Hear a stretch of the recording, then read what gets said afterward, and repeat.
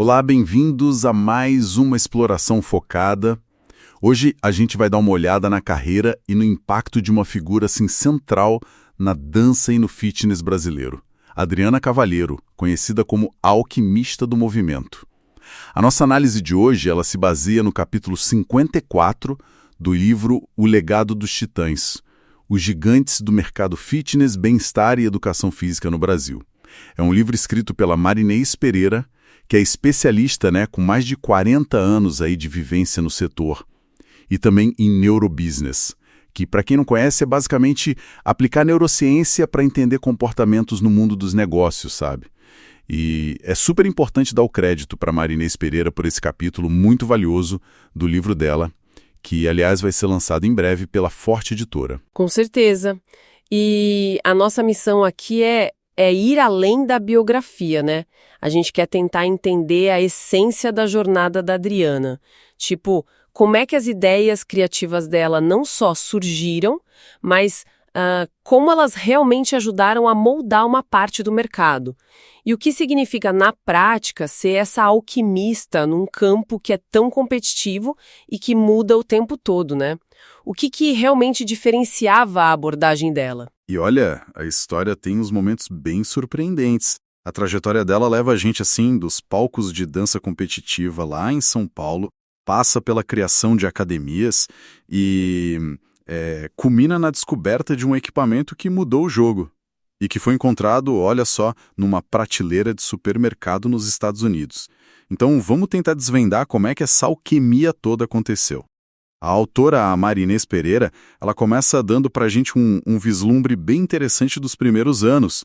Ela relembra uns encontros em festivais de dança em São Paulo, onde a academia da Adriana era uma competidora, assim, respeitada e até temida, sabe? Pela equipe da academia da própria Marinês. Já dava pra perceber ali um diferencial, né? Uma reputação de excelência e coreografias que fugiam do comum. Ambas foram alunas do Ismael Guiser, um nome super importante na dança. Mas a Adriana, mesmo vindo do clássico, ela carregava uma inquietude, sabe? Buscou mestres que ela mesma descreve como meio loucos, tipo a Yoko Okada, a Ivani Sati. Gente que queria quebrar padrões, experimentar. Essa busca pelo diferente, pelo não convencional, parece que é um fio condutor desde o comecinho da carreira dela. É verdade. E essa energia criativa toda parece ter raízes bem profundas, né? O texto leva a gente para Piraju, lá no interior de São Paulo, mostrando que a fonte não estava na capital, não. Ela veio de uma família de artistas, de educadores, era a caçula de 7 irmãos, e a influência da mãe, Francisca Maria Aparecida Leme Cavalheiro, soa quase, mítica. Sem dúvida alguma. A mãe era professora de desenho, uma figura que o texto descreve como muito à frente de seu tempo. Imagina, pintou a igreja da cidade, tinha programa de rádio, trazia bailarinos da capital para Piraju, incentivava as filhas na arte e tinha essa peculiaridade fascinante de mudar o próprio nome todo ano. Francisca, Maria.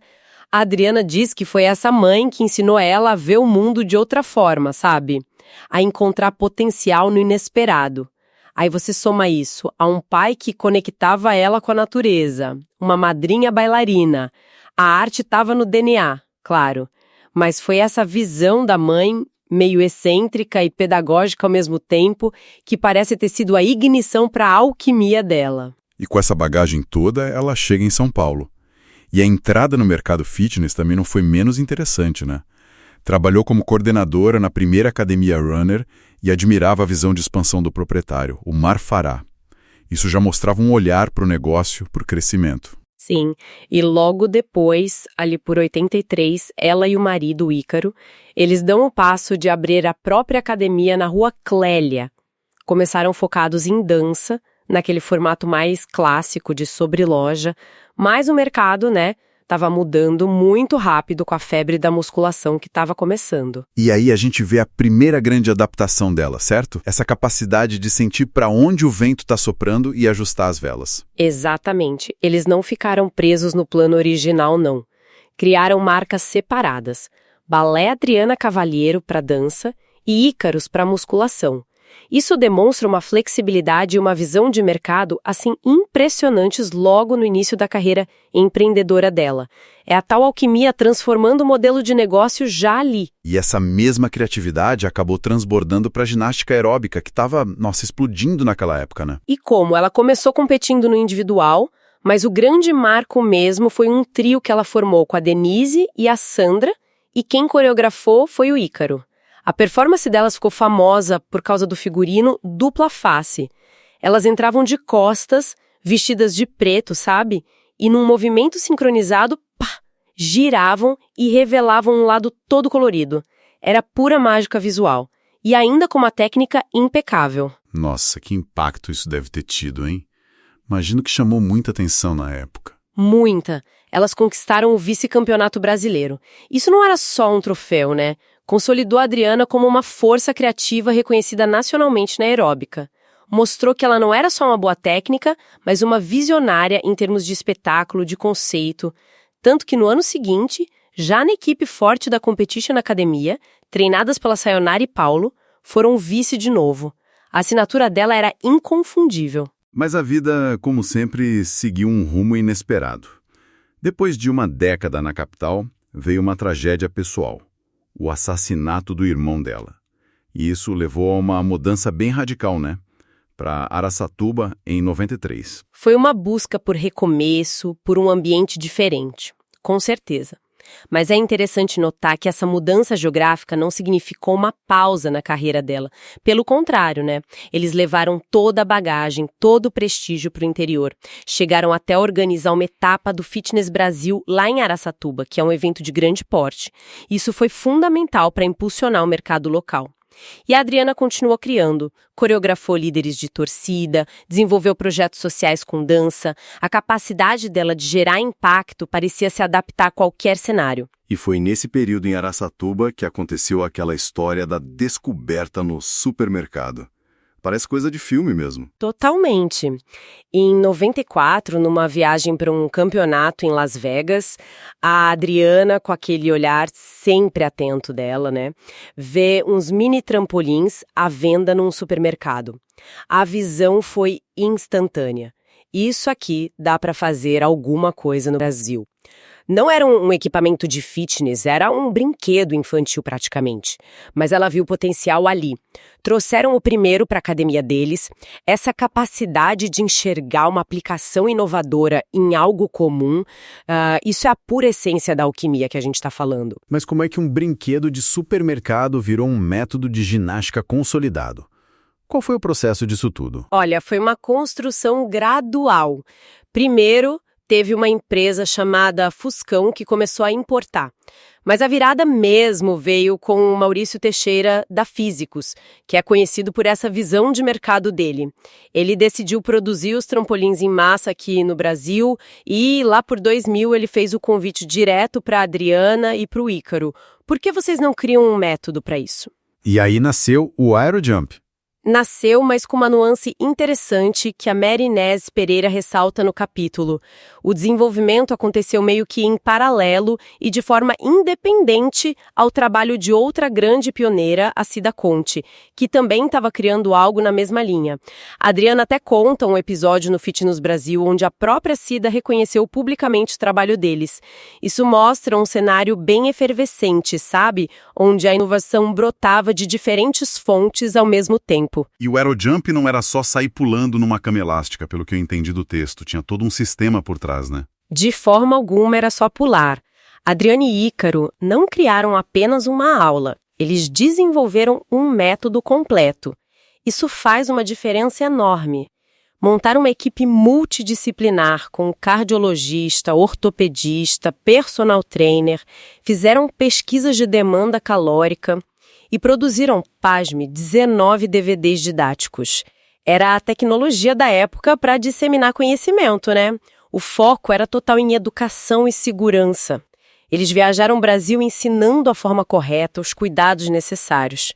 Não era só vender o equipamento, era construir um ecossistema seguro e eficaz em volta dele. Isso demonstra uma responsabilidade muito grande, né? E falando em métodos, como é que ela se posicionou quando o mercado começou a ser meio que inundado por aulas mais padronizadas, tipo as da franquia Les Mills, aquelas aulas globais com coreografia e música pré-definidas que muitas academias adotaram. Como ela lidou com isso? A filosofia dela era muito clara e ela mesma expressou isso para Marinês, algo como: a gente sempre gostou de criar alguma coisa diferente. O público que procurava a academia dela, os cursos dela, buscava essa originalidade, essa assinatura única, sabe? A Adriana reconhecia, assim, a utilidade das aulas prontas, especialmente pela dificuldade de encontrar o que ela chama de professores raiz, aqueles com formação profunda e capacidade criativa autônoma. Mas ela nunca abriu mão da identidade dela. Foi uma escolha consciente de manter a essência criativa. Faz todo sentido. Mas essa escolha pela originalidade constante, por não seguir um modelo tão replicável, talvez tenha sido um desafio em termos de escalar um negócio, não? É uma pergunta pertinente, sim. Provavelmente sim, se a gente pensar em termos de expansão massiva no modelo de franquia, por exemplo. Métodos padronizados são, claro, mais fáceis de replicar e de controlar a qualidade em larga escala. A abordagem da Adriana exigia formar multiplicadores com uma compreensão mais profunda, não apenas executores de coreografias. Era um caminho talvez menos escalável financeiramente em certos modelos de negócio, mas que garantia a manutenção da visão e da qualidade autoral dela, que era exatamente o que o público fiel buscava. Foi uma escolha clara de posicionamento. Entendi. E a vida continuou em movimento literalmente. Depois de Araçatuba, veio mais uma mudança, dessa vez para Balneário Camboriú. Sim, incentivados pela filha, a Ohana. Eles venderam a academia em Araçatuba e foram trabalhar na academia Wave. A Adriana descreve Balneário Camboriú como uma Dubai brasileira, um lugar onde eles encontraram uma nova realização. E lá, continuam inovando agora com um foco especial no público 50+, desafiando aquela ideia de que o envelhecimento limita o movimento e a vitalidade. Mais uma vez, se adaptando e criando para um novo contexto. E essa trajetória incrível também inclui a educação formal, né? Ela chegou a cursar educação física mais tarde, não foi? Cursou já em Araçatuba, a convite do dono da faculdade, Toledo. Foi uma situação até peculiar, ela acabou sendo aluna de amigos, mas ela traz uma visão crítica do sistema, daquela pressão para aprovar todo mundo. E até nisso ela encontra uma conexão com a mãe alquimista. Conta que usava o ato de preparar cola, não para colar de fato, mas como método de estudo, de memorização, quer dizer, transformando até uma regra ou uma prática potencialmente negativa numa ferramenta de aprendizado, essa mentalidade de transformar o que você tem em mãos, né? E não dá pra gente falar da Adriana sem mencionar a parceria de longa data com o marido, o Ícaro. São 42 anos juntos na vida e no trabalho. Essa dinâmica parece ter sido crucial, né? Absolutamente fundamental. O capítulo descreve essa parceria como muito complementar. O Ícaro sendo o pé no chão, o racional, o organizador, e a Adriana, a mente criativa, a desbravadora, aquela que vê além. É o equilíbrio perfeito, né? O próprio Ícaro brinca na entrevista com a Marinés, ele diz: só dura 42 anos porque eu sou da paz. De vez em quando, a gente fala pra ela: menos, mãe, menos, indicando como ele ajuda a ancorar aquela profusão de ideias dela. Essa parceria foi, sem dúvida nenhuma, o cadinho onde muitas dessas inovações foram forjadas e, principalmente, viabilizadas. E, por fim, tem essa preocupação dela com a memória, com o registro histórico. Ela guarda a história profissional em caixas e vídeos no sótão. Um verdadeiro tesouro analógico esperando para ser organizado. O sonho da Adriana de ter um museu da ginástica ecoa a própria missão do livro O Legado dos Titãs, que é resgatar e dar luz à trajetória desses pioneiros da geração analógica. Essa galera que pavimentou o caminho para o mercado fitness como a gente conhece hoje, antes que tudo fosse digital e facilmente registrável. Há uma urgência real nisso. Certo. Então, se a gente fosse destilar a essência dessa nossa conversa, quais seriam os pontos-chave? As verdadeiras pepitas de conhecimento que ficam dessa história? Olha, acho que o primeiro ponto é entender o título alquimista do movimento não como um apelido bonitinho, mas como uma descrição precisa do modus operandi dela, sabe?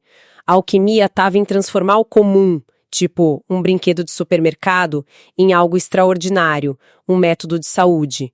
Estava em transformar espaços físicos, adaptando as academias dela, e em transformar desafios pessoais, como as mudanças de cidade, em novas frentes de inovação. Era uma alquimia prática, de fazer acontecer mesmo. É verdade. E essa alquimia não era só um lampejo criativo, né? Tinha método e rigor por trás. O desenvolvimento do Aerojump é o exemplo perfeito disso. Teve a visão inicial, claro, mas foi seguida de pesquisa, de equipe multidisciplinar, um foco imenso na educação e na segurança dos usuários. É a combinação da arte com a ciência aplicada ao movimento. Outro ponto vital é a adaptabilidade como um motor criativo. Se reinventar não era só uma resposta às mudanças do mercado para ela. Era parte intrínseca do processo dela. Da dança para a aeróbica competitiva, de empresária para criadora de métodos e agora focando no público 50+. Essa fluidez ao longo de décadas é uma lição e tanto de longevidade profissional. E não dá para ignorar a base, né? Aquela influência familiar, artística, não convencional, especialmente da mãe, foi o terreno fértil onde essa semente de inovação pôde germinar e florescer de um jeito tão único. Exato. E a parceria com o Ícaro surge como elemento que estabiliza e potencializa tudo isso. O equilíbrio entre o pensamento divergente dela e o pragmatismo dele foi o que permitiu que as ideias não só nascessem, mas também se concretizassem e durassem tanto tempo. O legado dela, então, vai muito além do mini trampolim. Está na busca constante pela originalidade, na qualidade do que ela entregava e na formação de profissionais com essa mentalidade mais criativa, não apenas como replicadores de sequências. E, por fim, a reflexão sobre a importância da memória. A história desses pioneiros analógicos é um ativo muito precioso. As jornadas deles são estudos de caso riquíssimos em resiliência, visão e paixão, fundamentais para a gente entender as bases do mercado atual. Resumindo, então, a gente acompanhou a jornada da Adriana Cavalheiro como bailarina, coreógrafa, empresária, criadora de métodos, educadora e, acima de tudo, uma inovadora que soube, como poucos, transformar ideias em movimento e impacto real. Uma verdadeira alquimista do movimento. E para finalizar, eu deixo uma provocação que conecta o passado ao futuro, inspirada na história dela e nesse sonho do Museu da Ginástica. Como é que a gente pode, hoje, garantir que as lições e as faíscas de inovação desses pioneiros que construíram tanta coisa antes da memória digital onipresente não se percam no tempo? E mais, olhando ao nosso redor agora, que mini trampolins, que ideias ou objetos aparentemente comuns, escondidos à vista de todos, como aquele brinquedo no supermercado, estão por aí, esperando uma mente alquimista para serem descobertos e transformados em algo revolucionário. Fica a reflexão. Uma excelente reflexão para a gente levar daqui. E reafirmamos que esta análise profunda foi toda embasada no capítulo 54, Adriana Cavalheiro, a alquimista do movimento, de autoria da Marins Pereira. Esse capítulo faz parte do livro O Legado dos Titãs, que será lançado em breve pela Forte Editora. Todo crédito a Marins por esse registro fundamental. E para quem quiser continuar acompanhando o trabalho e as ideias da Adriana Cavalheiro, o perfil dela no Instagram é @AdrianaFCCavalheiro. Uma inspiração a ser seguida, sem dúvida. Yeah.